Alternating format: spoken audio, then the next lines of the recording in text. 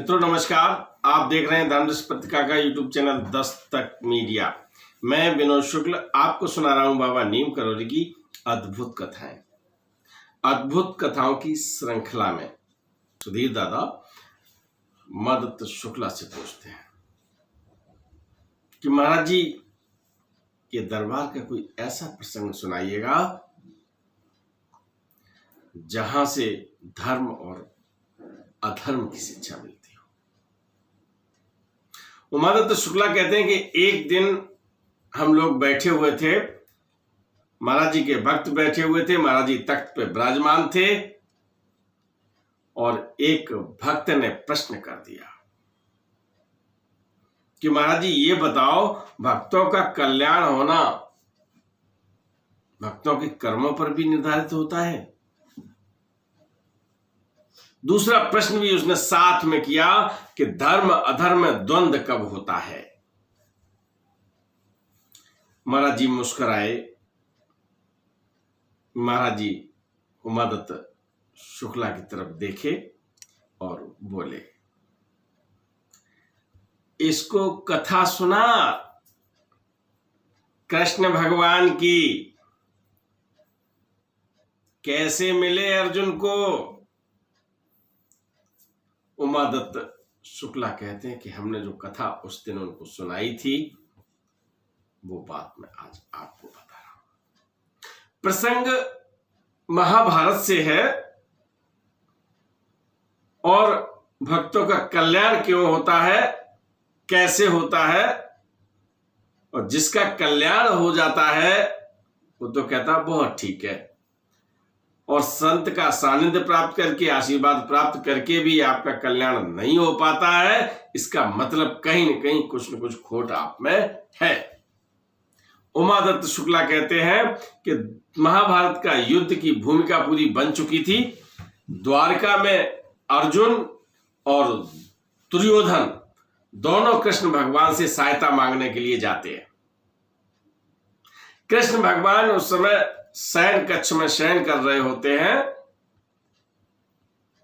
अर्जुन और दुर्योधन दोनों ही भाई उनके रिश्तेदार हैं, पारिवारिक सदस्य होते हैं। तो भाई कहीं किसी से मिलने जाओ, कोई सो रहा है, तो अगर आपके उनसे संबंध अच्छे होंगे, रिश्तेदार होंगे या इतने संबंध अच्छे होंगे कि आप सीधे पहुंच जाएं, कोई रोकेगा नहीं।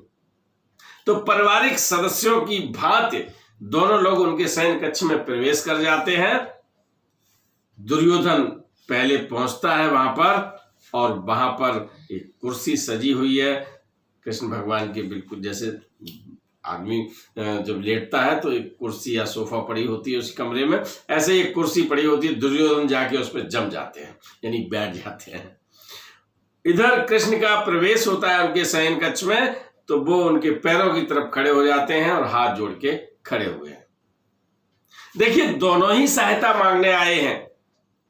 एक दंभ से बैठा है कुर्सी पर और एक याचना की मुद्रा में खड़ा है। कृष्ण भगवान की जब आंख खुलती है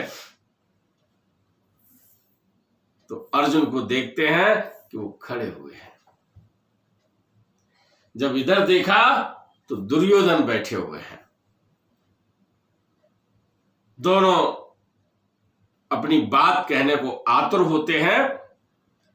कृष्ण भगवान सबसे पहले जो मौका देते हैं वो अर्जुन को देते हैं कि बताइए पार्थ, बताइए अर्जुन। और उनकी बात को काटते हुए दुर्योधन कहता है कि मैं आपके शयन कक्ष में पहले आया हूं, इसलिए मुझे मांगने का पहले अवसर दीजिएगा। कृष्ण कहते हैं कि मेरी दृष्टि पहले अर्जुन पर पड़ी है, इसलिए अर्जुन पहले मांगेंगे। और वो बता देते हैं कि हम आप लोगों की सहायता कैसे करेंगे। वो कहते हैं कि एक तरफ मैं खड़ा हूं, दूसरी तरफ मेरी सेना खड़ी है। मैं युद्ध नहीं करूंगा, रथ चलाऊंगा केवल। मैं सहायता दोनों लोगों की करूंगा, दोनों लोग आए हैं। मैं केवल रथ हाँकूंगा, आपके रथ का संचालन करूंगा, सारथी बनूंगा आपका, और एक तरफ हमारी पूरी सेना, शक्तिशाली सेना है, आपका साथ देगा। तो दोनों लोग में से सबसे पहले अर्जुन चुन लें। अर्जुन एक तरफ कृष्ण भगवान है, दूसरी तरफ उनकी शक्तिशाली सेना है। अर्जुन कहते हैं कि हमें आपकी जरूरत है, आप मेरे साथ रहें। कृष्ण भगवान मुस्कुराते हैं और वो देखते हैं दुर्योधन की तरफ।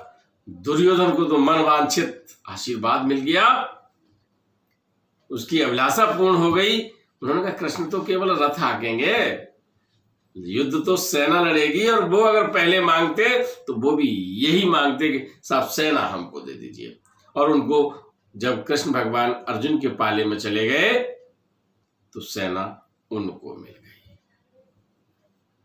मित्र, यहां पर भी धर्म और अधर्म में द्वंद्व हुआ।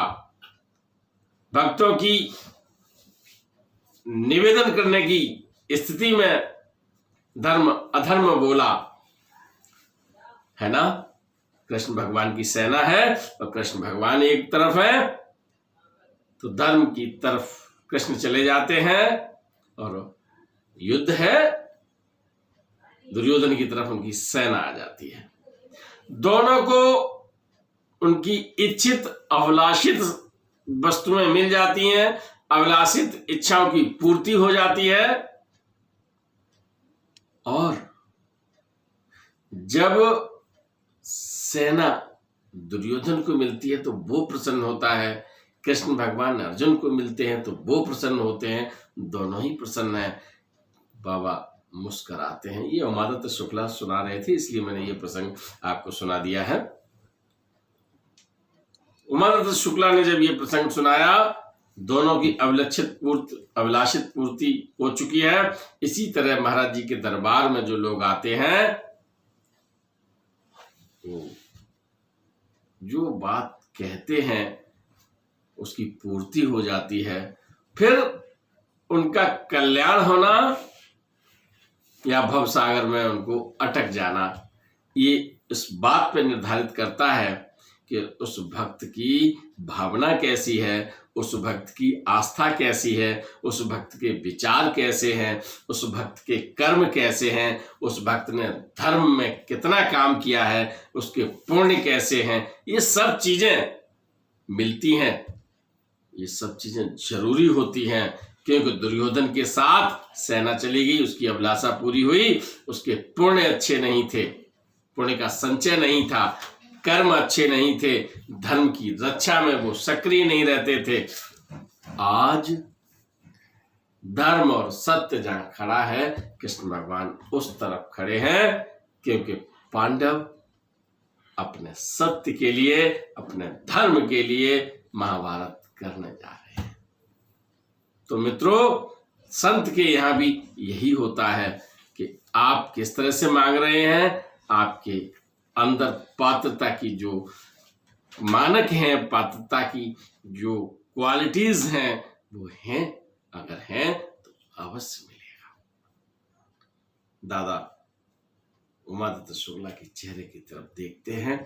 उमादत्त शुक्ला सारी बात बताने के बाद एक बार फिर भावुक हो जाते हैं। महाराज जी की याद को करके दादा और उमादत्त ये दोनों ही ऐसे हो जाते हैं कि एक तरफ महाराज जी की यादों का जो सैलाब है वो ऐसा आ जाता है कि पता नहीं चलता कि अब हम क्या करें, कैसे करें। लेकिन जब वो दरबार की बातें याद आती हैं और जब आंखों के सामने महाराज जी नहीं होते हैं तो बस उनकी यादों को सहेज लेना चाहते हैं। और जो उन्होंने यादें सजेई हैं तो पारस स्पर्श में लिखी हैं और हम आपको बता रहे हैं। जय बाबा। वीडियो पसंद आए तो लाइक कीजिए, शेयर कीजिए, सब्सक्राइब बटन पर क्लिक करके चैनल को सब्सक्राइब करें और बेल आइकन दबाना बिल्कुल ना भूलें, ताकि हमारे अपडेट वीडियो आपको मिलते रहें।